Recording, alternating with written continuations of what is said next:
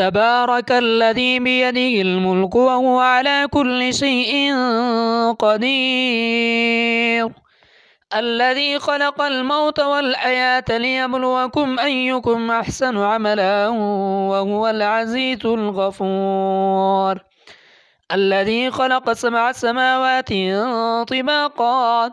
ما ترى في خلق الرحمن من تفاوت فارجع البصر هل ترى من فطور ثم ارجع البصر كرتين ينقلب إليك البصر خاسئا وهو حسير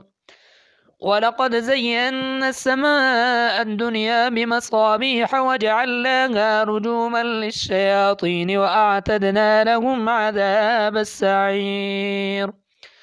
وللذين كفروا بربهم عذاب جهنم وبئس المصير إذا ألقوا فيها سمعوا لها شهيقا وهي تفور تكاد تميز من الغيظ كلما ألقي فيها فوج سألهم خزنتها ألم يأتكم نذير قالوا بلى قد جاءنا نذير فكذبنا وقلنا ما نزل الله من شيء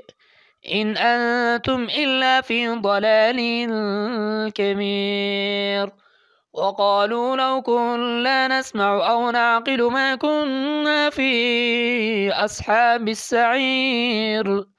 فاعترفوا بذنبهم فسحقا لأصحاب السعير إن الذين يخشون ربهم بالغيب لهم مغفرة وأجر كبير وأسروا قولكم أو اجهروا به إنه عليم بذات الصدور ألا يعلم من خلق وهو اللطيف الخبير هو الذي جعل لكم الأرض ذلولا فامشوا في مناكبها وكلوا من رزقه وإليه النشور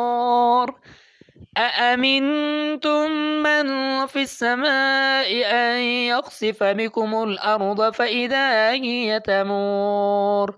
أم أمنتم من في السماء أن يرسل عليكم حاصبا فستعلمون كيف نذير ولقد كذب الذين من قبلهم فكيف كان نكير أولم يروا إلى الطير فوقهم صافات ويقبض ما يمسكهن إلا الرحمن إنه بكل شيء بصير أمن هذا الذي هو جند لكم ينصركم من دون الرحمن إن الكافرون إلا في غرور أمن هذا الذي يرزقكم إن أمسك رزقه بل لجوا في عتب